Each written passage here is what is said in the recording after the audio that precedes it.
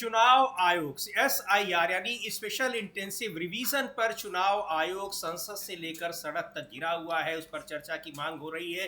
चर्चा की अनुमति संसद में नहीं दी जा रही है, लेकिन सुप्रीम कोर्ट से उसको एक बड़ा झटका लगा है। SIR के तहत चुनाव आयोग ने जो ड्राफ्ट सूची जारी की है, मतदाता सूची, उसका जो ड्राफ्ट जारी किया है, उसमें 65 लाख मतदाताओं के नाम गायब हो गए हैं, बाहर कर दिए गए हैं।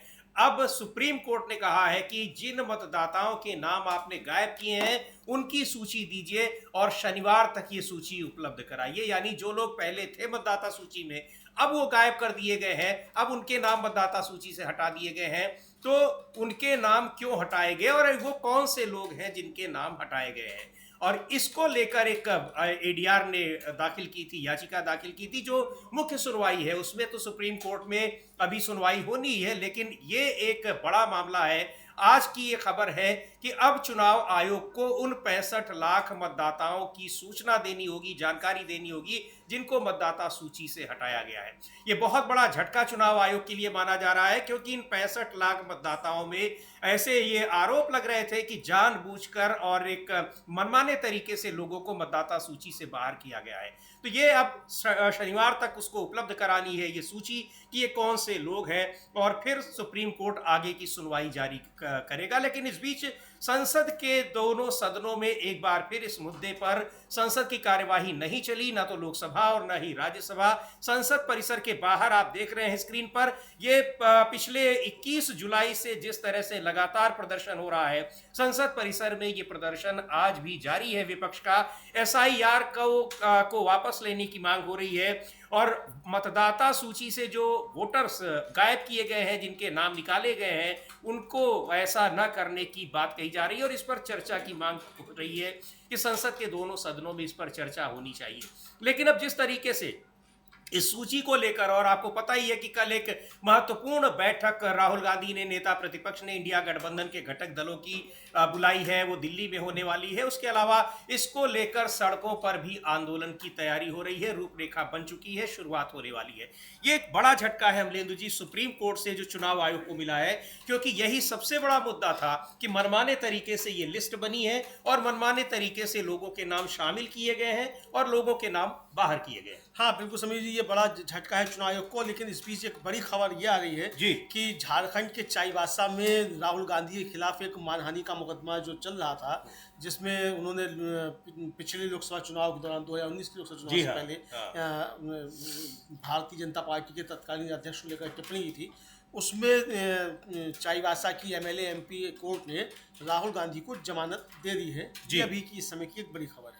और दूसरा ये समीर जी की ये जो SIR पर चल रहा है, और आज ADR की तरफ से वरिष्ठ अधिवक्ता प्रशांत भूषण जो थे वो सुप्रीम कोर्ट के सामने उपस्थित हुए, और सुप्रीम कोर्ट ने कहा, मतलब सुप्रीम कोर्ट में प्रशांत भूषण ने बताया कि ड्राफ्ट रूल में कहा गया है कि 65 नाम हटा दिए गए हैं, लेकिन उन 65 लाख नामों की कोई सूची नहीं दी गई। जी हाँ। और कहा गया है कि 32 लाख लोग पलायन कर गए हैं, और इसका कोई अन्य विवरण नहीं दिया गया है।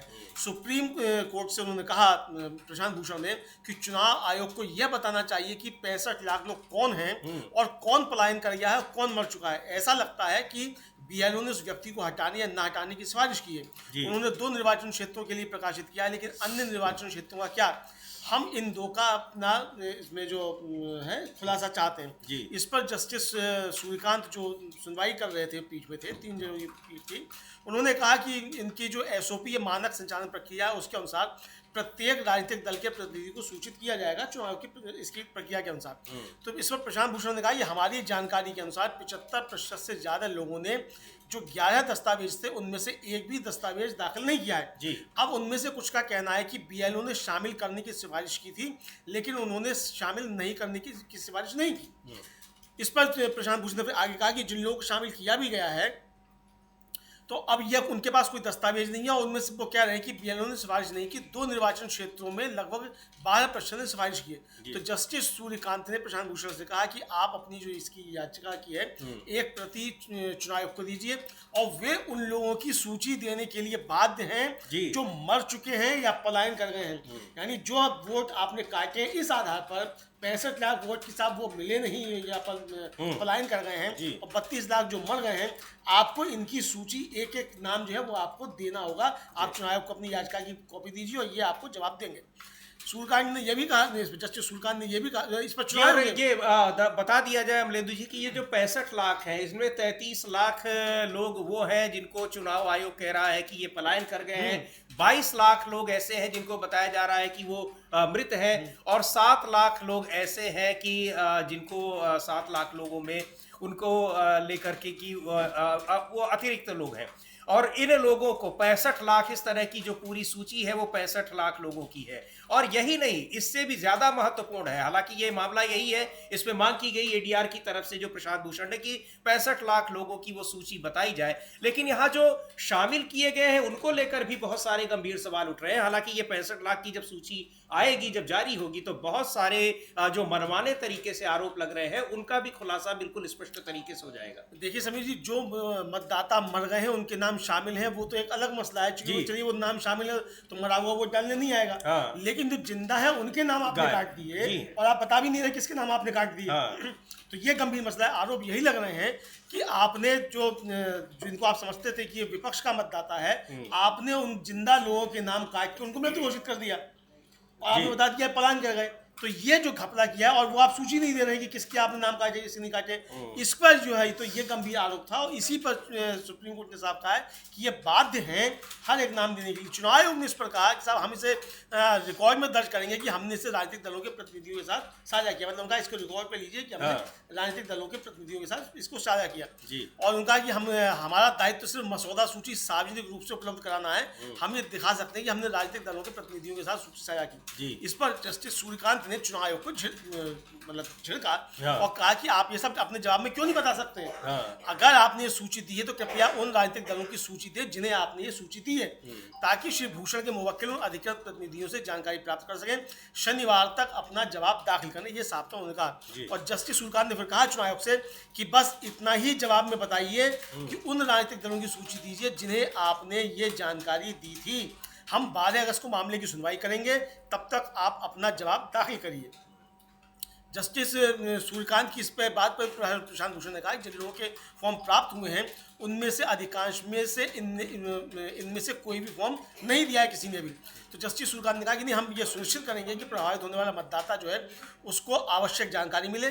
शनिवार तक चुनाव आयोग अपना दाखिल करे और श्री भूषण उस पर विचार करने, फिर हम देखेंगे क्या खुलासा हुआ है और क्या खुलासा नहीं हुआ है। जी, तो ये एक बड़ी खबर है और महत्वपूर्ण और बड़ा झटका है चुनाव आयोग को, क्योंकि वो उन लोगों की सूची नहीं जारी करना चाह रहा था कि जो जिनके नाम मतदाता सूची से हटाए गए हैं वो क्यों हटाए गए और वो कौन से लोग हैं। और इसको लेकर बहुत सारे सवाल उठ रहे हैं, क्योंकि तमाम लोगों के नाम इस मतदाता सूची में जो ड्राफ्ट है, अभी इसमें संशोधन भी होना है, लेकिन जिनके नाम इसमें शामिल नहीं है उनके होने की संभावना अब ना के बराबर है। और बहुत सारे लोगों ने बहुत जो दस्तावेज होते हैं वो दस्तावेज नहीं जमा किए हैं। तो ये इस सूची को उपलब्ध कराने का जो आदेश है सुप्रीम कोर्ट का, बहुत ही महत्वपूर्ण है और एक बड़ा झटका है चुनाव आयोग को, क्योंकि चुनाव आयोग कह रहा है कि हमने लिस्ट दे दी है राजनीतिक दलों को, लेकिन जो सुप्रीम कोर्ट की ये टिप्पणी की आपको देना होगा, ये आप देने के लिए बाध्य है उन लोगों की भी सूची और पूरी जानकारी, डिटेल जानकारी जिनके नाम आपने काटे हैं। अब ये 65 लाख लोगों की जो जानकारी होगी जिनके नाम काटे गए, यानी पहले वो मतदाता सूची में थे और अब उनको नई वाली सूची में उनके नाम काट दिए गए हैं, ये जानकारी अब चुनाव आयोग को देनी पड़ेगी और ये पूरी सूची शनिवार तक उपलब्ध करानी पड़ेगी। तो एक बड़ा झटका चुनाव आयोग के लिए है, लेकिन चुनाव आयोग अपनी जो कार्यशैली है उस पर आगे लगातार बढ़ रहा है। वहाँ सुप्रीम कोर्ट में उससे पहले भी जब एसआईआर को लेकर याचिकाएं दाखिल हुई, सुनवाई हुई, तब भी सुप्रीम कोर्ट ने चुनाव आयोग को लताड़ लगाई और बहुत सारे मुद्दों पर उनसे सवाल पूछे और ये जो आपत्तियां विपक्ष की हैं उनको लेकर उससे सवाल पूछे गए। लेकिन इन सब के बीच एसआईआर की प्रक्रिया पूरी कर ली और फॉर्म जो थे लोगों से इकट्ठा करने को, वो टारगेट जो 1 महीने का समय दिया था चुनाव आयोग ने अपनी तरफ से, उससे पहले भी उसको जमा कर लिया। और ये सब चीज़ें दिखा रही हैं कि किस हड़बड़ी में, किस जल्दबाजी में ये सारी चीज़ें की गई, ये पूरी प्रक्रिया जो है वो पूरी की गई और उसमें 65 लाख लोगों को मतदाता सूची से बाहर निकाल दिया। तो बहुत सारे लूप होल्स हैं जो लगातार दिख रहे हैं। इनको लेकर विपक्ष संसद में भी चर्चा की मांग कर रहा है, लेकिन चर्चा की अनुमति नहीं दी जा रही है। प्रदर्शन हो रहा है संसद भवन परिसर में, संसद के दोनों सदनों की कार्यवाही बार बार बाधित हो रही है और ये प्रदर्शन की तस्वीरें आप देखेंगे। लेकिन सुनते हैं कि गौरव गोगोई क्या कह रहे हैं, और विपक्ष ये कह रहा है कि आखिर इतने महत्वपूर्ण मुद्दे पर अगर संसद में चर्चा नहीं होगी तो फिर किस पर होगी। गौरव गोगोई को सुनते हैं क्या कह रहे हैं। आखिर जब इतने गंभीर मुद्दे पर चर्चा नहीं होगी, एक राज्य में 8-9% मतदाताओं को मतदाता सूची से ही बाहर कर दिया गया है, तो फिर संसद में किस मुद्दे पर चर्चा होगी। हाँ बिल्कुल, काफी गंभीर मसला है और सरकार चर्चा से भाग क्यों रही है, आखिर सरकार को डर क्या है। जी। विपक्ष का ये आरोप है समीर जी कि चुनाव आयोग भारतीय जनता पार्टी का गठबंधन है और चुनाव आयोग भारतीय जनता पार्टी के अनुषंगिक संगठन की तरीके से काम कर रहा है और सारे षड्यंत्र जो भारतीय जनता पार्टी रच रही है उनको एग्जीक्यूट जो है वो चुनाव आयोग कर रहा है। ये विपक्ष का खुला आरोप है। अगर ऐसा नहीं है तो भारतीय जनता पार्टी को चर्चा से भागने की आवश्यकता क्यों है। प्रधानमंत्री सदन में उपस्थित होकर इन सवालों के जवाब क्यों नहीं देते जो आरोप भारतीय जनता पार्टी पर लग रहे हैं और चुनाव आयोग पर लग रहे हैं। तो इसका जवाब चुनाव भारतीय जनता पार्टी को सदन में देना चाहिए, सरकार को सदन में देना चाहिए। लेकिन प्रधानमंत्री भी चर्चा से भाग रहे हैं, सदन से लगातार गायब है और भारतीय जनता पार्टी भी सदन को नहीं चलने दे रही है। हम लोग ये भी देखेंगे कि सदन की कार्रवाई जो थी वो किस तरीके से स्थगित हुई, वो भी जब आएगी वीडियो तो हम दिखाएंगे। बिल्कुल, वो रोज ही इस तरह से हो रहा है। 21 जुलाई से जब से मानसून सत्र शुरू हुआ है तब से लगातार, और यही बड़ा महत्वपूर्ण सवाल है, गंभीर सवाल है कि आखिर इस पर चर्चा की अनुमति देने में दिक्कत क्या है। इतने दिनों तक लगातार संसद का कामकाज बाधित हो रहा है, अगर ये 2 घंटे की इस पर चर्चा करा ली जाएगी, 4 घंटे की चर्चा हो जाएगी, तो दिक्कत क्या है। हाँ, तो दिक्कत यही है समीर जी की चूंकि बीजेपी को लगता है कि उनका जो एजेंडा है, उनकी जो षड्यंत्र है वो शायद विपक्ष खोल देगा सदन के अंदर। पूरा देश देखेगा कि भारतीय जनता पार्टी का षड्यंत्र जो है विपक्ष किस तरह से खोल रहा है, तो शायद यही चिंता भारतीय जनता पार्टी को हो सकती है। लेकिन ये मसला गंभीर है चूंकि ये मसला आम नागरिक के मताधिकार से जुड़ा हुआ है। मताधिकार का मतलब कि उसकी नागरिकता से जुड़ा हुआ है और मताधिकार अगर छिन जाएगा तो उसकी नागरिकता छिन जाएगी। अगर आप 8 करोड़ लोगों में से 4 करोड़ लोगों का मताधिकार छीन ले रहे हैं तो समीर जी आप समझिए कि 140 करोड़ की आबादी में से 70 करोड़ की आबादी को आपका बंगाल की खाड़ी में फेंक देंगे। जी, तो ये सवाल इसलिए बहुत गंभीर सवाल है और सरकार इसलिए इससे भाग रही है क्योंकि आम जनता के सवाल संसद में उठेंगे और सरकार गिरेगी, क्योंकि सरकार का इरादा ठीक मालूम नहीं पड़ता। जी बिल्कुल, और ये प्रदर्शन को देखते हैं हम लोग, इसको एक बार फुल स्क्रीन पर भी देखेंगे कि किस तरह से संसद के भीतर जब कार्यवाही नहीं हो पा रही है और सदन स्थगित की जा रही है तो बाहर विपक्ष प्रदर्शन कर रहा है और मांग कर रहा है कि SIR को वापस लिया जाए। तो ये तस्वीरें हैं और इसमें इंडिया गठबंधन के घटक दलों के तमाम नेता इस प्रदर्शन में हिस्सा ले रहे हैं। मल्लिकार्जुन खड़गे हैं, प्रियंका गांधी हैं, राहुल गांधी हैं, कई बहुत सारे नेता हैं। इंडिया गठबंधन के घटक दलों के सभी नेता, सभी सांसद जो लोकसभा और राज्यसभा के सदस्य हैं वो इस प्रदर्शन में हिस्सा ले रहे हैं। परिसर में किस तरीके से ये प्रदर्शन हो रहा है, और ये पिछले 21 जुलाई से यानी जब से मानसून सत्र शुरू हुआ है तब से लगातार ये प्रदर्शन, और विपक्ष का कहना है कि वो लोकतांत्रिक तरीके से अपना विरोध प्रदर्शन तब तक जारी रखेंगे जब तक इस प्रक्रिया को वापस नहीं ले लिया जाता। चूंकि SIR को लेकर बहुत सारे सवाल उठ रहे हैं और इस पर चर्चा की मांग भी नहीं स्वीकार की जा रही है, तो ये विपक्ष का बड़ा आरोप है। एक बार सुनते हैं प्रियंका गांधी क्या कह रही हैं इस SIR पर चर्चा को लेकर, और सरकार क्यों इस पर चर्चा कराना नहीं चाहती है, उस पर वो क्या कह रही है। नहीं चाह रही है, और बड़ा आरोप लग रहा है जो विपक्ष की तरफ से कि वोट चोर सरकार को और चुनाव आयोग को, कि दोनों की मिली भगत से वोट चोरी की जा रही है और उसके लिए ये चर्चा की मांग हो रही है, लेकिन सरकार उस पर चर्चा नहीं करा रही है। पिछले इतने दिनों से लगातार ये सदन के दोनों सदनों की कार्यवाही बाधित हो रही है, संसद के दोनों सदनों की कार्यवाही, लेकिन उस पर चर्चा की मांग स्वीकार नहीं की जा रही है। कितने कमजोर है, कितनी कमजोर सरकार है, ये प्रियंका गांधी का सवाल है अमलेंदु जी। हाँ बिल्कुल, ये प्रियंका गांधी का सवाल है और प्रियंका गांधी का ही सवाल नहीं है समीर जी, ये देश का सवाल भी है कि इतनी कमजोर सरकार है कि जो चर्चा से भागती है, प्रधानमंत्री सदन से भाग जाते हैं, चर्चा में उपस्थित नहीं होते हैं, जबकि संसद परिसर में होते हैं। और ये इस बात का खुलासा तो उनके जो गृह मंत्री उन्होंने खुद किया कि जी। प्रधानमंत्री संसद परिसर में है लेकिन राज्यसभा में नहीं आ रहे हैं प्रधानमंत्री। हाँ। तो क्यों नहीं आ रहे हैं? इसका मतलब डरे हुए प्रधानमंत्री विपक्ष का सवालों का सामना करने से, तो इसीलिए नहीं आ रहे हैं। इसको लेकर समीर जी, अखिलेश यादव जो है उन्होंने भी बहुत सारे सवाल उठाए हैं कि एसआईआर को लेकर और क्या क्या गड़बड़ियां हो रही हैं। इसको लेकर अखिलेश यादव ने भी अपनी बात रखी है, वो भी हम लोग सुनेंगे। लेकिन ये गंभीर सवाल है और प्रियंका गांधी साफ तौर पर कह रही है कि सदन चलना शुरू हो जाएगा, आप इस पर चर्चा कराना क्यों नहीं चाहते? जी। सरकार चर्चा से क्यों भाग रही है? ये बड़ा सवाल है और सरकार इन सवालों के जवाब नहीं दे पा रही है। लेकिन आज सुप्रीम कोर्ट से चुनाव आयोग को बहुत तगड़ा झटका लगा है, क्योंकि चुनाव आयोग ने जो चालाकी चली थी, जैसा कि तेजस्वी यादव ने अपनी प्रेस कॉन्फ्रेंस में कहा था कि आपने एक एक विधानसभा से 30,000 से लेकर और 1 लाख तक आपने वोट काट दिए, लेकिन आपने ये नहीं बताया कि किस आदमी के वोट काटा गया है, कौन में था और कौन जो है वो छोड़ के चला गया। जब तक ये नहीं होगा तब तक इसकी जांच कैसे की जाएगी? तो इसको लेकर चुनाव आयोग घिरा हुआ था। तो आज भी चुनाव आयोग के वकील ने सुप्रीम कोर्ट में चुका, उनका कहना यह था कि साहब हमने लिस्ट जो है राजनीतिक दलों के साथ साझा कर ली, हमारा काम केवल इतना ही था। इस पर सुप्रीम कोर्ट ने फटकार लगाई कि आपका काम केवल इतना ही था। आप पहले ये बताइए कि आपने किन किन राजनीतिक दलों को सूची दी और आप एक एक व्यक्ति का जिसका नाम कटा है वो आप नाम बताएंगे जी कि कौन चला गया, कौन मृत हो गया, और ये आपको जानकारी देनी होगी। तो अब ये चुनाव आयोग को शनिवार से पहले अपना दाखिल करना है जवाब इसको लेकर, और 12 अगस्त को फिर से सुनवाई होगी। जस्टिस सुल्तान ने कहा कि 12 अगस्त को हम सुनेंगे, उससे पहले आप शनिवार तक अपना ये जवाब दाखिल कीजिए। जी अमलेद जी, उसमें जो आज की जो सुनवाई रही, तो चुनाव आयोग बार चुनाव आयोग के वकील सुप्रीम कोर्ट को ये बताने की कोशिश कर रहे थे कि हमने राजनीतिक दलों को सूची दे दी है। सूची देने पर तो किसी को कोई इनकार ही नहीं है, कोई मनाही नहीं है, लेकिन सवाल ये उठ रहा है कि जिन 65 लाख लोगों के नाम आपने काटे हैं वो सूची कहाँ है और वो कौन से लोग हैं? और यही फिर जब सुप्रीम कोर्ट ने कहा कि आपको देना होगा, आप उन लोगों की जानकारी शेयर करने के लिए बाध्य हैं जिनके नाम आपने मतदाता सूची से काटे हैं, और शनिवार तक अब ये सूची देनी है।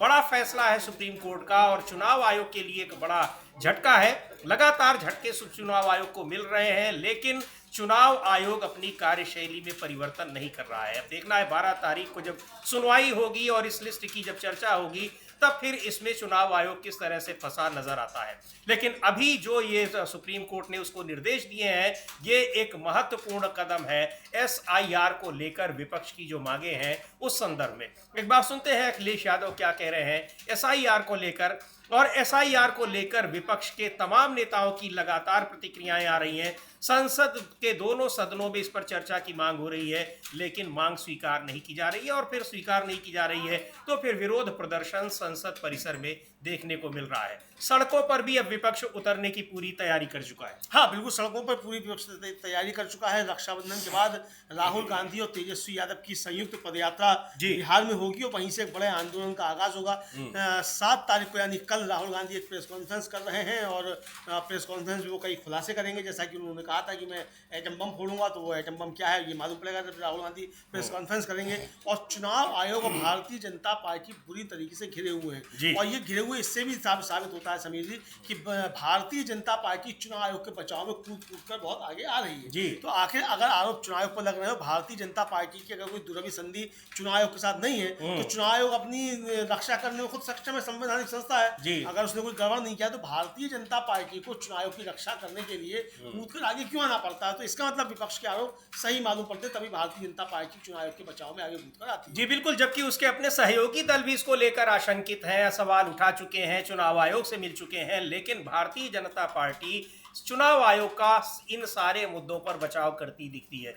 सुनते हैं अखिलेश यादव को क्या कह रहे हैं, कर कौन रहे हैं और किसके आदेश पर कर रहे हैं। पूरी की पूरी एसआईआर की जो प्रक्रिया है, चुनाव आयोग उसको करा रहा है। बिहार से वो शुरू हुआ है, पूरे देश में उसको लागू किया जाना है, लेकिन शुरू से ही सवालों के घेरे में है। जिस तरीके से वो आनन फानन में एसआईआर की प्रक्रिया को शुरू किया गया और जिस तरह से उसमें फॉर्म भराए गए, जिस तरह से लोगों से दस्तावेज मांगे गए, वो दस्तावेज नहीं दे पाए। चुनाव आयोग बार बार अपने नियमों को बदलता रहा, तो कई सारे लूप होल्स और उसमें ये तमाम खामियां दिखाई पड़ रही थी, लेकिन चुनाव आयोग जिद पर अड़ा रहा कि उसको कराना है। और आखिरकार जो ड्राफ्ट लिस्ट तैयार की, उसमें 65 लाख मतदाताओं के नाम बाहर कर दिए गए। ये वो 65 लाख मतदाता हैं जो अभी लोकसभा चुनाव के समय जो चुनाव मतदाता सूची थी उसमें शामिल थे, लेकिन इस नई सूची में वो गायब कर दिए गए हैं। तो अब सुप्रीम कोर्ट ने उनकी जानकारी मांगी है याचिका पर सुनवाई करते हुए कि जिन 65 लाख लोगों को आपने बाहर किया है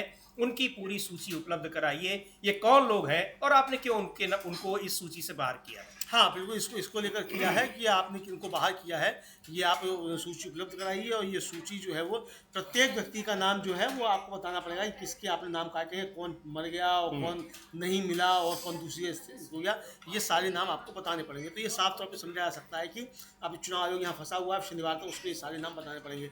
चुनाव आयोग ने चालाकी यही चली थी, सुप्रीम कोर्ट में पिछली सुनवाई पे भी ये कहा गया था कि आप सबके नाम बताएंगे, लेकिन उसने चालाकी चली कि वो लिस्ट जारी कर दी, इतने नाम हमने काट दिए, इतने लोग मर गए और इतने जो थे वो गायब हो गए, तो इतने मिले नहीं, ये करके काम चल जाएगा। लेकिन विपक्ष ने यही सवाल उठा लिया कि आखिर इस पे आपत्ति कैसे दर्ज की जाए। तो ये अब जो है वो चुनाव आयोग जो है वो फंसा हुआ है और शनिवार को उसको चुनाव आयोग को जवाब देना पड़ेगा और सारे नाम बताने पड़ेंगे कि जिनके नाम काटे हैं वो बताया जाए। जी बिल्कुल। हालांकि समीर जी आज सुबह ही चुनाव आयोग ने जारी किया वक्तव्य और कहा कि अभी तक कोई भी आपत्ति हमको दर्ज नहीं मिली है, तो आपको आपत्ति देने की आवश्यकता ही नहीं है, क्योंकि आपत्ति आप सुनेंगे नहीं जी। सुप्रीम कोर्ट में पहुंच रही है आपत्तियां, पहुंच रही है 65 लाख पे। बिल्कुल ये सारी शिकायतें चुनाव आयोग से की गई, लेकिन चुनाव आयोग ने इनकी सुनवाई नहीं की, फिर ये याचिका लगी। हम लोग तेजस्वी यादव के उस बयान को भी सुनवाएंगे जिसमें उन्होंने ये सवाल उठाया कि जो 65 लाख लोग बाहर किए गए हैं इनकी सूची तो चुनाव आयोग दे, लेकिन चुनाव आयोग विपक्ष के नेताओं के, विपक्ष के प्रतिनिधिमंडल के की बातों की शिकायतों का कोई संज्ञान नहीं ले रहा है। लेकिन अब सुप्रीम कोर्ट में जब ये मामला गया तो अब उसको देना पड़ेगा, पूरी जानकारी उपलब्ध करानी पड़ेगी, क्योंकि सुप्रीम कोर्ट ने सीधे तौर पर कहा है कि आप ये पूरी सूचना, विस्तृत सूचना देने के लिए बाध्य हैं, आपको देना पड़ेगा। खैर एक बार सुनते हैं मनोज झा क्या कह रहे हैं, आरजेडी के सांसद, इस एसआईआर को लेकर। सरकार उस पर सदन में बातचीत करने को तैयार नहीं है, क्यों नहीं है? अब इसका मतलब यह है कि उसको इन सारी चीजों से कोई मतलब नहीं है। और जो आरोप है विपक्ष के कि वो चुनाव आयोग भारतीय जनता पार्टी के साथ मिलकर जानबूझकर षड्यंत्र के तहत ये सारा काम कर रहा है, लगातार यही आरोप विपक्ष लगा रहा है चुनाव आयोग पर और भारतीय जनता पार्टी पर। तो इसको लेकर मांग की जा रही है और मानसून सत्र की शुरुआत से ही कि एसआईआर की प्रक्रिया पर सरकार चर्चा कराए, किस तरह से मनमाने तरीके से चुनाव आयोग काम कर रहा है, मतदाता सूची से लोगों के नाम गायब कर रहा है, लेकिन सरकार उस पर तैयार नहीं हो रही है। आज एक बार फिर सदन के दोनों सदनों की कार्यवाही स्थगित हुई और 21 जुलाई से, आपको बता दें कई बार बताया है कि मानसून सत्र की शुरुआत से ही सदन की कार्यवाही इसी तरह से बाधित हो रही है। एक बार देखते हैं आज किस तरह से स्थगित की गई सदन की कार्यवाही और ये प्रक्रिया लगातार चल रही है।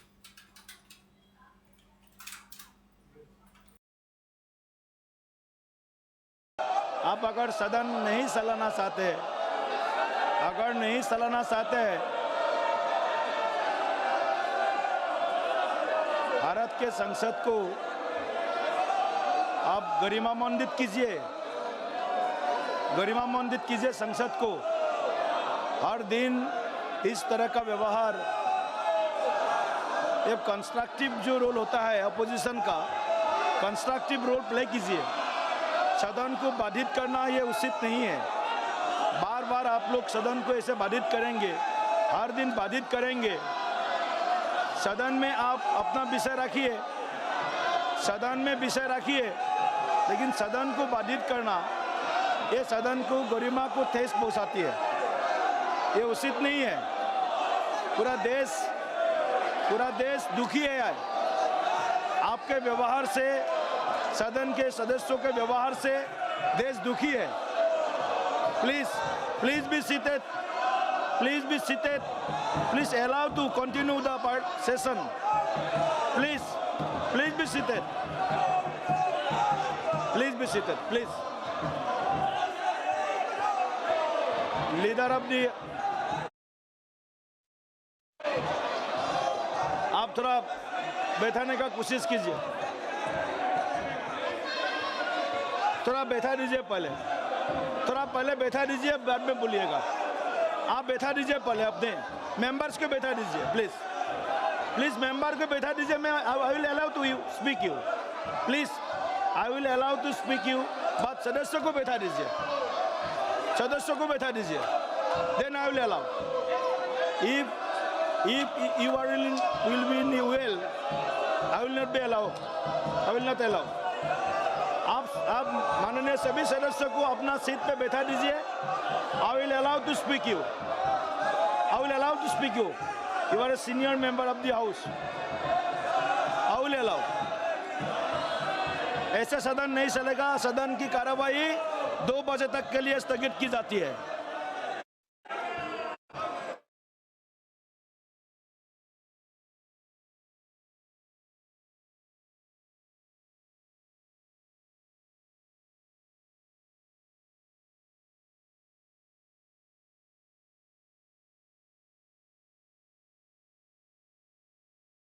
प्रक्रिया आप लगातार देख रहे हैं, रोज देख रहे हैं। हम लोग ब्रेकिंग न्यूज में हर दिन लगभग इसकी चर्चा कर रहे हैं कि किस तरह से सदन की कार्यवाही स्थगित की गई है। हाँ, एक फर्क आज यही पर था कि आज उस पीठ पर यानी अध्यक्ष की पीठ पर आज दिलीप सैकिया साहब बैठे हुए थे। रोज आमतौर पर सुबह ओम बिरला बैठते हैं स्पीकर। हाँ, और स्पीकर साहब जब बैठते हैं तो सीधे सीधे एक बार कर देते हैं 2 बजे तक के लिए, लेकिन आज जो है 2 किस्तों में किया गया। अब 2 बजे फिर जब बैठेंगे फिर कल तक के लिए कर दिया जाएगा। ऐसी आशा की जानी चाहिए, क्योंकि सरकार तो चर्चा तो कराएगी नहीं, सरकार तो चर्चा से भागेगी, तो ये किया जाएगा। तो लेकिन ये लगातार सरकार चर्चा से भाग रही है और फंसी हुई दिखाई पड़ रही है समिति सरकार भी और चुनाव आयोग भी, ये साफ को दिखाई पड़ रहा है। जी बिल्कुल, इस पर चुनाव आयोग और सरकार दोनों घिरे हुए दिखाई पड़ रहे हैं। ये बार बार लगातार ये दिखाई पड़ रहा है, क्योंकि अगर इसमें छिपाने के लिए कुछ नहीं है तो सरकार चर्चा क्यों नहीं करा रही है। और चुनाव आयोग उसकी किस तरह से निष्पक्षता से वो काम कर रहा है वो दिख जाता है कि जिन आपत्तियों को विपक्ष उठा रहा है, उसके पास शिकायतें लेकर जा रहा है, वो एक लाइन में सारी शिकायतों को खारिज कर दे रहा है। लेकिन उन्हीं शिकायतों पर सुप्रीम कोर्ट ने न केवल संज्ञान लिया बल्कि उसको निर्देश दिया कि वो सूची 3 दिन के भीतर यानी शनिवार तक उपलब्ध कराई जाए। यही मांग लगातार इस सूची के प्रकाशित होने के बाद से विपक्ष कर रहा है, लेकिन चुनाव आयोग का कोई जवाब इस पर नहीं मिल रहा है। एक बार सुनते हैं तेजस्वी यादव ने किस तरीके से इस मुद्दे को उठाया था, प्रेस कॉन्फ्रेंस की थी और बताया था उन्होंने कई लोगों के नाम लेकर के किस तरह से वो मतदाता सूची से बाहर किए गए हैं, लेकिन इन सारी शिकायतों पर चुनाव आयोग ने कोई ध्यान नहीं दिया है। तेजस्वी यादव की उस प्रेस कॉन्फ्रेंस को सुन लेते हैं जिसमें उन्होंने बताया था कि कैसे इन 65 लाख लोगों के जिनके नाम काटे गए हैं उनकी सूची चुनाव आयोग क्यों नहीं उपलब्ध करा रहा है।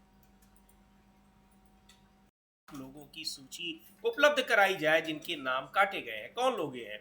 अभी साल भर पहले लोकसभा चुनाव में ये मतदाता थे और अब ये क्यों काट दिए गए हैं? अगर इसमें 22 लाख लोग मृत हैं तो क्या उस समय जब चुनाव आयोग ने सूची तैयार की थी उस समय उनकी गिनती कैसे हो गई? और 2-4 की बात अगर हो तो एक बार समझ में भी आता है। चुनाव आयोग के मुताबिक उनकी संख्या 22 लाख और तो ये सूची उपलब्ध कराने में दिक्कत क्या है, लेकिन चुनाव आयोग नहीं करा रहा था। अब सुप्रीम कोर्ट ने सख्ती के साथ निर्देश दिया है कि आपको उपलब्ध करानी पड़ेगी और शनिवार तक डेडलाइन भी तय कर दी है कि आपको शनिवार तक ये सूची उपलब्ध करानी है। हाँ बिल्कुल, ये कर दी है। और समीर जी, आपको याद होगा कि जो पिछली सुनवाई हुई थी 28 जुलाई को, उस समय भी सुप्रीम कोर्ट ने साफ कहा था, खासतौर से जस्टिस जॉय मल्ल्या बागची थे, उन्होंने साफ तौर पे कहा था कि कोई मास डिलीशन नहीं होगा जी, बड़े पैमाने पर नाम नहीं कटेंगे और ये आप जिसका भी नाम काटेंगे उसको आप सूचित करेंगे और 15 व्यक्ति कोई भी ऐसे ले आइए जो जीवित हों, जिनके नाम काट दिए गए हों मृत पदाकर, तो हम इस प्रक्रिया में हस्तक्षेप करेंगे, पूरी की पूरी प्रक्रिया रद्द कर देंगे। अब ये जो इसीलिए चुनाव आयोग ने वो सूची जारी नहीं की कि नाम किनके काटे गए हैं, ताकि वो 15 लोग निकलकर सामने ना आ जाए।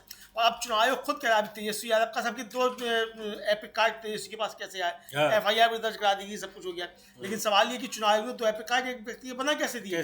यही तो आरोप है चुनाव आयोग के ऊपर, एक ही एपिक कार्ड पे 100 लोगों के नाम है और एक एक व्यक्ति के पास 5-5 एपिक कार्ड है। चुनाव आयोग खुद स्वीकार कर रहा है कि 8000 से ज्यादा लोगों के पास जो 2-2 एपिक कार्ड है। तो कैसे चुनाव आयोग ने 2-2 एपिक कार्ड बना दी? इसका मतलब घपला बहुत बड़ा स्तर पे है और चुनाव आयोग उस घपले को कर रहा है।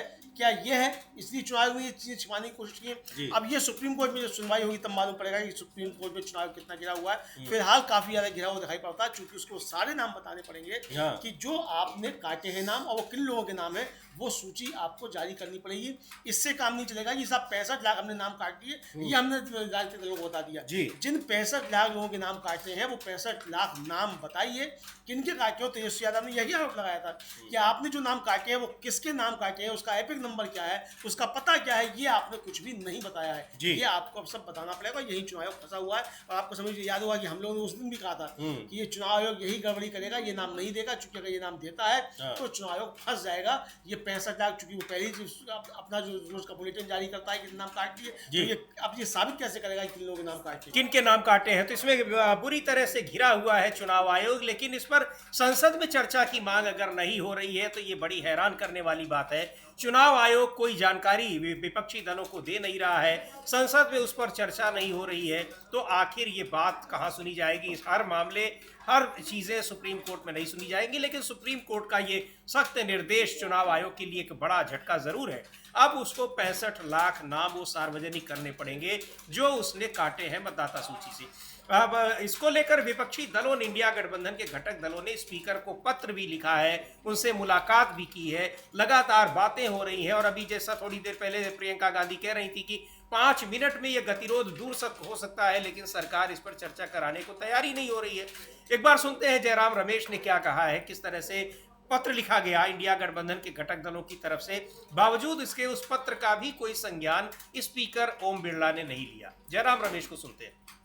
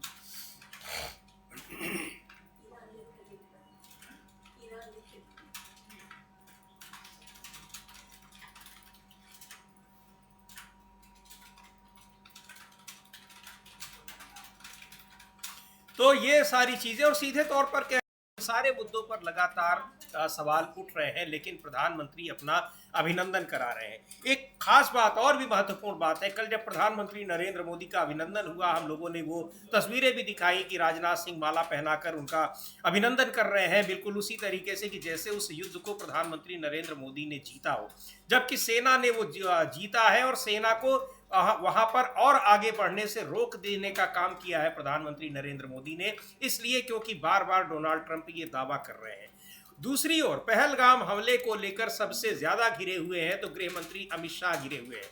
लेकिन अमलेंदु जी, कल जो अभिनंदन समारोह था उसमें प्रधानमंत्री का तो अभिनंदन हो रहा था, लेकिन उन्होंने सबसे ज्यादा तारीफ उसमें की गृह मंत्री अमित शाह की कि बहुत उन्होंने एक रिकॉर्ड बना दिया लंबे समय तक गृह मंत्री रहने का, और बहुत जमकर उनकी तारीफ की। बहुत सारे इसके अर्थ भी निकाले जा रहे हैं, लेकिन महत्वपूर्ण बात यह है कि पहलगाम हमले से लेकर सीज फायर तक सबसे ज्यादा यही दो नेता घिरे हुए हैं और एक दूसरे की तारीफ कर रहे हैं। हाँ बिल्कुल, एक दूसरे की तारीफ कर रहे हैं और सबसे ज्यादा आरोप भी इनके ऊपर ही हैं, और पार्टी के अंदर भी और बाहर भी सब तरीके से घिरे हुए हैं। लेकिन समीर जी, जिस समय हम लोग ये चर्चा कर रहे हैं, इस समय इंडिया गठबंधन विजय चौक पर एक प्रेस कॉन्फ्रेंस कर रहा है, उसमें मल्लिकार्जुन खड़गे समेत इंडिया गठबंधन के कई वरिष्ठ नेता मौजूद हैं, और आज फ्लोर मैनेजर्स की बैठक भी हुई थी इंडिया गठबंधन के, वो हम लोग लाइव भी देख सकते हैं कि इस समय लेते हैं कि उसमें क्या इंडिया गठबंधन के घटक दलों की जो प्रेस कॉन्फ्रेंस हो रही है, ब्रीफिंग हो रही है, क्या कह रहे हैं मल्लिकार्जुन खड़गे उस बैठक में को लेकर। इंडिया गठबंधन के घटक दलों ने अभी प्रदर्शन लगातार संसद भवन परिसर में हो रहा है, और अब ये विजय चौक पर एक प्रेस कॉन्फ्रेंस की गई और बताया मल्लिकार्जुन खड़गे ने कि किस तरह से पत्र भी दिया गया है, मांग की जा रही है, लेकिन सरकार इस पर चर्चा कराने को तैयार नहीं है। जबकि सदन में ही यानी वहां पर सभापति ने उसको कुर्सी पर बैठे हुए सभापति ने कहा कि क्या कहा था कि ब्रह्मांड में कहीं ब्रह्मांड का कोई भी मुद्दा लाइए, हम उस पर चर्चा कराने को तैयार है। तो आखिर क्या ये मुद्दा ब्रह्मांड से कहीं बाहर का है या इसका कहीं अलग से मुद्दा है, आम लोगों के, आम जनता से जुड़ा हुआ मुद्दा है, मतदाता सूची से उनको बाहर किया जा रहा है, कितना गंभीर मुद्दा है, लेकिन उस पर सरकार चर्चा नहीं करा रही। हाँ, सरकार चर्चा इसीलिए नहीं कर रही समीर जी, हम लोग पहले भी बात कर चुके हैं और जाहिर सी बात है कि मल्लिकार्जुन खड़गे भी वही सवाल उठा रहे हैं कि भाई सरकार चर्चा कराना क्यों नहीं चाहती। और इसीलिए नहीं चाहती चूंकि इस जो आरोप है विपक्ष का, वो खुला आरोप यही है कि सरकार ही इसे करवा रही है जी।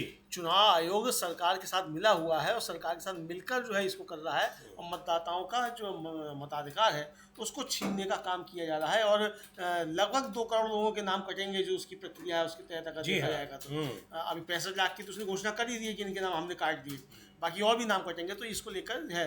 लेकिन समीर जी, इसके साथ साथ जो न्यायपालिका में चल रहा है वो भी बहुत ज़्यादा चिंताजनक है। अभी जो जस्टिस दीपांकर दत्ता की टिप्पणी थी उसको लेकर काफ़ी ज़्यादा बवाल है और ये कहा जा रहा है कि जस्टिस दीपांकर दत्ता को अगर ऐसी ही राजनीतिक टिप्पणियां करनी है तो सुप्रीम कोर्ट के जज की कुर्सी से इस्तीफा दें और आकर चुनाव लड़ें और फिर खूब राजनीतिक टिप्पणियां करें जी। लेकिन अब तो सीधे सीधे भारतीय जनता पार्टी के पदाधिकारियों को न्यायपालिका में भेजा जा रहा है और कॉलेजियम उसकी सिफारिश कर रही है जी। इससे पहले भी एक मसला आया था, मद्रास हाई कोर्ट में एक जज की नियुक्ति हुई और वो जिन महिला जज की नियुक्ति हुई वो महिला जज भारतीय जनता पार्टी की महासचिव थी उस समय तक और बहुत संविधान को लेकर और सांप्रदायिक सद्भाव को लेकर उनकी बहुत प्रतिकूल टिप्पणियां उस समय तक एक्स पर मौजूद थी जी। और उनको था वो नियुक्त कर दिया गया। उनके खिलाफ जब मामला पहुंचा सुप्रीम कोर्ट की इनको रोका जाए तो सुप्रीम कोर्ट में सुनवाई से पहले ही उनको थी वो शपथ दिला दी गई ताकि वो मामला महाभियोग का बन जाए और फिर उस पर नहीं हो पाए। बहरहाल वो फैसला भी उनके पक्ष में आया था और ये कहा गया कि चूंकि बहुत से लोग राजनीतिक दलों में होते हैं लेकिन जब आ जाते हैं तो उस तरीके से फैसले करते हैं। लेकिन जस्टिस दीपांकर दत्ता की टिप्पणियों को देखकर लगता है कि ये आरोप जो है वो अब सही लगते हैं कि भारतीय जनता पार्टी से और आरएसएस से जुड़े हुए लोग किस तरीके की टिप्पणियां कर रहे हैं और किस तरीके से न्याय हुआ। अब एक नया मामला जो है वो बॉम्बे हाई कोर्ट का आया है पिछली 28 जुलाई को ही, जो अभी निकली है। यह खबर है कि सुप्रीम कोर्ट के कॉलेजियम ने सिफारिश की कॉलेजियम ने और एक भारतीय जनता पार्टी की प्रवक्ता रही अमिता साठे नाम है शायद। जी हाँ, अमिता साठे उनको हाई कोर्ट का जज बनाने की कॉलेजियम ने सिफारिश कर दी जी। इसको लेकर काफी ज्यादा बवाल मचा हुआ। विपक्ष कह रहा है कि जो व्यक्ति अभी तक भारतीय जनता पार्टी का प्रवक्ता था और उनके पिता भी आरएसएस से जुड़े रहे हैं, हालांकि वो अच्छे वकील हैं इसमें कोई शक नहीं है, लेकिन जो जुड़े हुए आरएसएस से, तो अब आरएसएस के लोगों को इस तरीके से न्यायपालिका में घुसेड़ा जा रहा है और कॉलेजियम उसकी सिफारिश कर रही है जी। तो अब इसका मतलब समझिए भांग जो सारे कुएं में खुली हुई है वो साफ तौर पर दिखाई पड़ने लगा है। अगर आरएसएस और बीजेपी से जुड़े हुए लोग और सिर्फ जुड़े हुए नहीं जो उसके बाकायदा प्रवक्ता और उसके पदाधिकारी हैं वो लोग अगर न्यायपालिका में आएंगे तो समझा जा सकता है कि किस तरीके के फैसले करेंगे। कांग्रेस के राष्ट्रीय सचिव है शहनवाज आलम, उन्होंने आज एक विज्ञप्ति जारी कर कहा है कि जस्टिस दीपांकर दत्ता के जितने भी फैसले हैं उन सब की समीक्षा होनी चाहिए क्योंकि ये लगातार राजनीतिक टिप्पणियां कर रहे हैं जी और जो फैसलों में नहीं होती हैं तो इन्हें डाइस पर बैठकर राजनीतिक टिप्पणियां करने का अधिकार नहीं है। तो इनके सारे समीक्षों की फैसलों की समीक्षा होनी चाहिए जो अब तक इन्होंने दिए हैं। ईवीएम से जुड़ा हुआ मसला था वो भी इनकी बेंच में था और ईवीएम पे जो लोकसभा चुनाव से पहले हो रहा था जस्टिस संजीव खन्ना और इनकी बेंच थी, तो समझा जा सकता है कि उसमें मामले में कोई फैसला क्यों नहीं आ पाया। तो क्या अब ये आरोप जो लग रहे हैं राहुल गांधी का जो एक वक्तव्य था कि हम स्टेट से लड़ रहे हैं, तो क्या वास्तव में राहुल गांधी इस बात को पहचान चुके थे कि अब न्यायपालिका में भी आरएसएस के लोगों की घुसपैठ हो चुकी है। बहुत सारे सवाल इसको लेकर खड़े हो रहे हैं। रोहित पवार हैं समीर जी एनसीपी शरद पवार के नेता, उन्होंने कल ट्वीट किया इसको लेकर और काफी उन्होंने सख्त टिप्पणियां थी जी इस पर। उन्होंने बड़ी जो लिखा है उन्होंने अपने ट्वीट में, रोहित पवार ने, वो लिख रहे हैं कि सार्वजनिक मंच से सत्ताधारी दल का पक्ष रखने वाले व्यक्ति की न्यायाधीश के रूप में नियुक्ति लोकतंत्र के लिए सबसे बड़ा आघात है। इसका भारतीय न्यायिक व्यवस्था की निष्पक्षता पर दूरगामी प्रभाव पड़ेगा। क्या राजनीतिक हस्तियों को सिर्फ इसलिए सीधे न्यायाधीश नियुक्त करना कि वे न्यायाधीश बनने के योग्य हैं न्यायपालिका को राजनीतिक अखाड़े में बदलने जैसा नहीं है? संविधान में शक्ति पृथक्करण के सिद्धांत को यह सुनिश्चित करने के लिए अपनाया गया है कि सत्ता पर किसी का नियंत्रण ना हो, सत्ता का केंद्रीकरण ना हो और नियंत्रण व संतुलन बना रहे। क्या किसी राजनीतिक प्रवक्ता की न्यायाधीश के रूप में नियुक्ति शक्ति पृथक्करण के सिद्धांत और बदले में संविधान को पराजित करने का प्रयास नहीं है? जब किसी उच्च न्यायालय में न्यायाधीश के पद पर आसीन व्यक्ति की पृष्ठभूमि राजनीतिक हो और वो सत्ताधारी दल में एक पद पर हो, तो कौन गारंटी देगा कि न्याय प्रक्रिया राजनीतिक पूर्वाग्रह से नहीं चलेगी? क्या किसी राजनीतिक व्यक्ति की नियुक्ति न्याय प्रक्रिया पर प्रश्न चिन्ह नहीं लगाएगी? नियुक्त व्यक्ति की योग्यता पर कोई आपत्ति नहीं है, लेकिन संबंधित व्यक्ति की नियुक्ति करते समय आम लोगों की ये भावना आहत हो रही है कि न्याय बिना किसी निवेश के आम नागरिकों के लिए है। परिणाम स्वरूप संबंधित राजनीतिक व्यक्ति की न्यायाधीश पद पर नियुक्ति पर पुनर्विचार किया जाना चाहिए। आदरणीय मुख्य न्यायाधीश महोदय भी इस संबंध में मार्गदर्शन करें। बहुत ही सख्त टिप्पणी और बहुत एक जेन्युइन सवाल उठाए हैं कि जब वो व्यक्ति किसी विचारधारा नहीं बल्कि एक पार्टी का पदाधिकारी है, तो वो अपने फैसलों में कैसे न्याय कर पाएगा, बड़ा सवाल है। और पार्टी पदाधिकारियों, पार्टी से जुड़े लोगों, विचारधारा से जुड़े लोगों को सरकारी वकील, एडवोकेट जनरल, ये सब बनाने की जो परंपरा है रही है, और चूंकि वो सरकार के प्रतिनिधि होते हैं, लेकिन न्यायाधीश सरकार का प्रतिनिधि नहीं होता है, उसको सरकार के खिलाफ ही तमाम मुकदमे सुनने होते हैं। नहीं तो फिर क्या होगा, जस्टिस शेखर यादव की तरह वो किस तरह से एक समुदाय विशेष के बारे में जो उनके विचार हैं, जब वो फैसला दे रहे होंगे तो वो विचार उनके कैसे वहाँ पर प्रभावी नहीं होंगे। हाँ बिल्कुल, तो सभी निश्चित तौर पे अब खतरा लोकतंत्र पर ही नहीं है बल्कि न्यायपालिका पर भी है। और सबसे खराब बात जो वो ये है कि कॉलेजियम इसकी सिफारिश कर रहा है। जी, कॉलेजियम आखिर ऐसी सिफारिश क्यों कर रहा है, ये बात जानते हुए कि वो व्यक्ति जो है एक राजनीतिक दल का प्रवक्ता रहा है और अभी तक प्रवक्ता था, उसने थोड़े दिन पहले उस पद से इस्तीफा कर दिया है और उसकी पारिवारिक पृष्ठभूमि भी आरएसएस और भारतीय जनता पार्टी से जुड़ी हुई है। तो ऐसे व्यक्ति को किस लिए नियुक्त किया जा रहा है, ये बहुत गंभीर सवाल है। हालांकि इससे पहले भी कई मामले आ चुके हैं जिनमें राजनीतिक दलों से जो लोग जुड़ गए, लेकिन वो समय दूसरा था। अब जो समय आ रहा है, जिस तरीके से जजेस साहिबान की टिप्पणियां आ रही हैं जी, डाइस पर बैठकर कुछ भी भाषण देने की उनको आज़ादी जिस तरीके से हो गई, आप किसी का अपमान भी कर सकते हैं। मुझे लगता है कि राहुल गांधी पर जो जस्टिस दीपांकर दत्ता की टिप्पणी है, इस पर तो राहुल गांधी को एक मानहानि का मुकदमा करना चाहिए जी, कि आपने ये कहा कैसे कि आप सच्चे भारतीय नहीं। आप कौन है सच्चे भारतीय तय करने वाले? सुप्रीम कोर्ट भी ये तय नहीं कर सकता कौन सच्चा भारतीय कौन सच्चा भारतीय नहीं है। देखिए उसमें उसकी जो चर्चा हो रही है अमलेदु जी, उसमें राहत दी गई है राहुल गांधी, लेकिन जो टिप्पणी है खतरनाक टिप्पणी, और वही चर्चा बन गई। और आप प्रधानमंत्री मोदी उसको लेकर राहुल गांधी पे क्या टिप्पणी कर रहे हैं कि उनके बारे में तो सुप्रीम कोर्ट ने कह दिया, फिर कहने के लिए कुछ है ही। यहाँ सवाल दूसरा समीर जी हाँ, कि जस्टिस दीपांकर दत्ता ने राहुल गांधी पर तो टिप्पणी कर दी कि आप सच्चे भारतीय होते तो आप ऐसी टिप्पणी नहीं करते। जी, क्या आप प्रधानमंत्री नरेंद्र मोदी और जस्टिस दीपांकर दत्ता इसी तरह की टिप्पणी कर सकते हैं? हम देखेंगे कितने हिम्मत वाले हैं। हाँ, करके दिखाएं, बिल्कुल, हाँ। ऐसी कोई टिप्पणी करके दिखाएं। हाँ, कि मैं भारत में जब पैदा होने पर लोग जो है वो शर्मिंदा होते थे। ये टिप्पणी कौन सी देशभक्ति की कैटेगरी में आएगी? तो इसलिए जज साहिबान को राजनीतिक टिप्पणियों से बचना चाहिए, क्योंकि देश का अभी भी विश्वास जो है वो सुप्रीम कोर्ट पर आगाध है कि कहीं से न्याय नहीं मिलेगा तो सुप्रीम कोर्ट में जाकर मिलेगा। लेकिन जब इस तरह की टिप्पणियां आएंगी तो ये सुप्रीम कोर्ट से न्याय गिरेगा, और सुप्रीम कोर्ट से अगर न्याय गिरता है समीर जी, तो ये लोकतंत्र के लिए बहुत खतरे की बात होगी। तो इसलिए जज साहिबान को अपने आचरण को थोड़ा ध्यान रखना चाहिए, क्योंकि अब देश सुनता भी है। अब ऐसा नहीं होता है कि आपने डाइस पर बैठकर टिप्पणी कर दी और वो टिप्पणी आपने कर दी वो नहीं आई, क्योंकि अब लाइव स्ट्रीमिंग भी होती है, अखबारों में चीजें आती हैं, सब जगह चर्चा होती है, और भारतीय जनता पार्टी ऐसे मसलों को लेकर टिप्पणी करती है। जी, आपने जो निर्णय दिया उसमें भारतीय जनता पार्टी ने टिप्पणी नहीं की। हाँ। अब सत्येंद्र जैन को आप सीबीआई ने उनके खिलाफ केस दायर किया, 6 साल तक उसको कुछ नहीं मिला, केस खारिज हो गया, लेकिन सत्येंद्र जैन अपराधी और भ्रष्ट जो है साबित हो गए। तो इस तरह की टिप्पणियों से बचना चाहिए, क्योंकि आप न्याय देने के लिए बैठे हुए हैं, आप राजनीतिक टिप्पणियां देने के लिए नहीं। बिल्कुल। और इसको लेकर जो सबसे हैरानी की बात है वो ये है कि किस तरह से न्यायिक व्यवस्था का, यानी कोर्ट का भी, न्यायपालिका का भी राजनीतिकरण किया जा रहा है। सीधे तौर पर पार्टी प्रवक्ता हाई कोर्ट के जज बना दिए जा रहे हैं, और जज, हाई कोर्ट के जज सीधे तौर पर एक पार्टी के प्रवक्ता की तरह से बोलते हैं, और एक समुदाय के प्रति, एक धार्मिक समुदाय के प्रति किस तरह से वैमनस्य की बात करते हैं, वो दिखाई पड़ रहा है। तो इन सभी का ये नतीजा है। लेकिन न्यायपालिका को कम से कम बचा रहना चाहिए राजनीतिकरण से, अन्यथा इसके परिणाम बहुत ही गंभीर और भयावह होंगे। क्योंकि अंतिम रूप से लोगों को अगर कहीं आशा होती है, न्याय की आशा होती है, तो वो होती है कोर्ट में, हाई कोर्ट और सुप्रीम कोर्ट में। अगर वहीं पर इस तरह से एक राजनीतिक दल के लोग जज बनकर बैठे रहेंगे, तब फिर ये मामला बड़ा गंभीर हो जाएगा।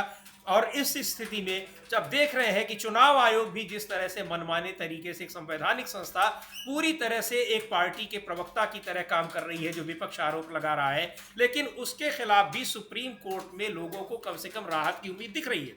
और एक राहत दिखाई पड़ी कि कैसे चुनाव आयोग को कहा गया सुप्रीम कोर्ट की ओर से कि आपको जिन लोगों के नाम आपने वोटर लिस्ट से काटे हैं उनकी सूची दिखाने के लिए, उनका विवरण देने के लिए आप बाध्य हैं और शनिवार तक उस सूची को उपलब्ध कराइए।